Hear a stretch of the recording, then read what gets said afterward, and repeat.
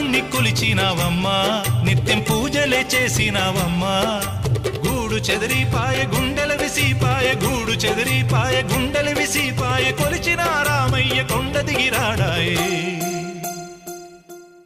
వందనాలమ్మా అమ్మా వందనాలమ్మా